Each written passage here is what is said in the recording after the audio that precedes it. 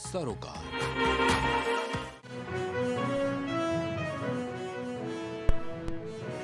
CM योगी का 3 दिवसीय दिल्ली दौरा। आज पीएम मोदी और अमित शाह से कर सकते हैं मुलाकात। केंद्रीय मंत्री बैठक में भी हो सकते हैं शामिल। आज एमपी एमएलए कोर्ट में पेश होंगे राहुल। अमित शाह के ऊपर की थी टिप्पणी।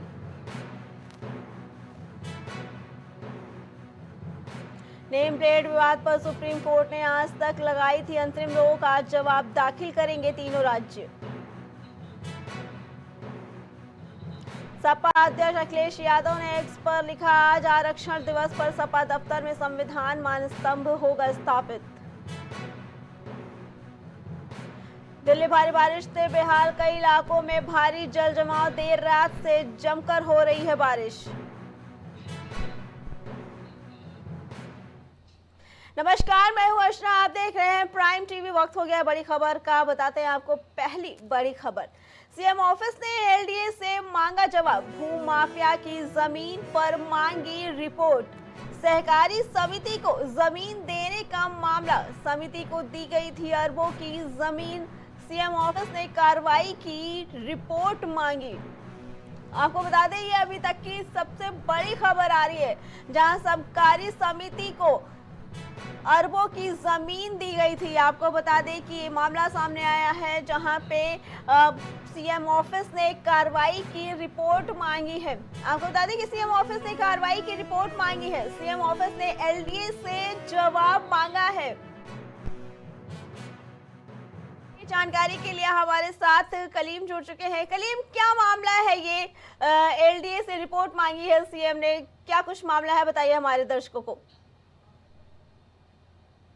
सहकारी समिति से जो जमीन लेने का जो मामला है, क्योंकि भू माफियाओं का लगातार एलडीए से जो साठगांठ रहती है, वहां की जो सरकारी जमीनें हैं, उन सरकारी जमीनों पर कब्जा करते हुए वहां पर प्लाटिंग करते हैं और प्लाटिंग करने के बाद जो लोग हैं उनको वहां से बेच दिया जाता है। इन सभी मामलों को लेकर के जैसे अवैध निर्माणों के खिलाफ लगातार सरकार भी सख्त नजर आ रही थी, उसके बाद एलडीए को भी इन सभी मामलों को लेकर के कार्रवाई करने के निर्देश दिए गए थे। जैसा कि अभी आपको मालूम भी है, कई जगह अवैध निर्माणों को लेकर के कार्रवाइयां की गई है, फिर चाहे सोसाइटियां हो या फिर जो लोग वहां पर बस गए थे उनको भी वहां पर से हटाया गया था। और इसी बीच अगर बात की जाए, अभी हाल ही के दिनों में कुछ समय पहले एक सहकारी समिति को जो जमीन देने का मामला जो खुलासा हुआ था, उस मामले को लेकर के पूरी रिपोर्ट भी तलब की गई थी। लेकिन अब अगर सरकार की अगर बात की जाए, भू माफियाओं से संबंधित जो कार्रवाई को लेकर के वो एलडीए से जो पूरी रिपोर्ट मांगी है, क्योंकि इस मामले में अभी तक क्या कुछ कार्रवाई की गई है उसकी कुछ खास रिपोर्ट नहीं भेजी गई है शासन को। और इन्हीं सब मामलों को लेकर के अब एलडीए को लेकर के सरकार पूरी सख्त हो चुकी है और रिपोर्ट भी मांगी गई है। रिपोर्ट में देखा यह जाएगा कि आखिर क्या कुछ रिपोर्ट सौंपी जाएगी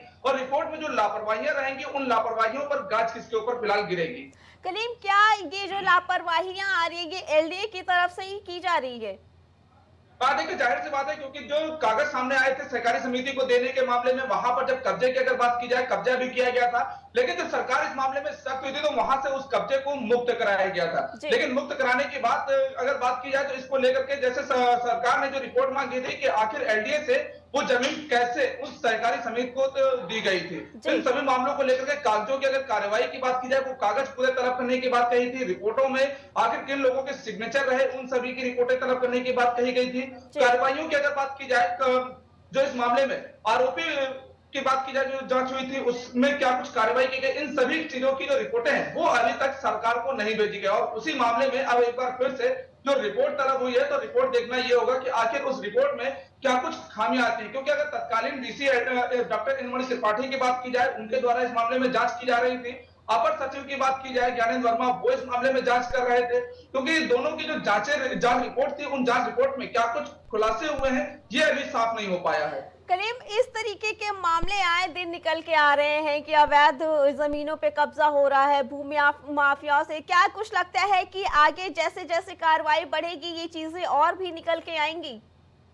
देखिए, जाहिर सी बात है, क्योंकि भूमाफियाओं की जो साठगांठ है वो एलडीए से पुरानी साठगांठ रही है, क्योंकि बिना एलडीए की साठगांठ की जो जमीनों पर जो कब्जा होता है नोटिसें दी जाती हैं, नोटिसों के बावजूद अवैध जब घोषित कर दिया जाता है उसके बावजूद वहां पर पूरी तरीके से प्लाटिंग भी शुरू हो जाती है। और उन प्लाटिंगों के बाद जो वहां पर लोग जो कंज्यूमर वहां पहुंचते हैं उनके साथ ठगी होती है और एकाएक फिर उसको अवैध बताते हुए सीलिंग की कार्रवाई होती है, फिर ध्वस्तीकरण की कार्रवाई की जाती है। उसके बाद जो वहां पर जो कस्टमर होते खिलाफ होते हैं वो लगातार अधिकारियों के चक्कर काटते नजर आते हैं और जिसके बाद उनको कोर्ट का शरण भी लेना पड़ता है। तो इन सभी मामलों को लेकर के एलडीए की कई बार लापरवाहियां तो उजागर हुई है, लेकिन जो सहकारी समिति को जमीन देने का जो मामला था वो कम से कम 2 अरब से ऊपर का मामला था और इन सभी मामलों को लेकर के लगातार जो सरकार सख्त हुई थी उसमें अब कार्रवाई की जो बात की जाए वो अब पूरी तरीके से सख्ती दिखाई जा रही है। जी, करीब 2 अरब से ऊपर का ये मामला बताया जा रहा है, तो अभी तक क्या लगता है सरकार को कैसे ये भनक नहीं लग पाई कि इतना बड़ा माफिया चलाया जा रहा है, वो भी एलडीए के जरिए से ही?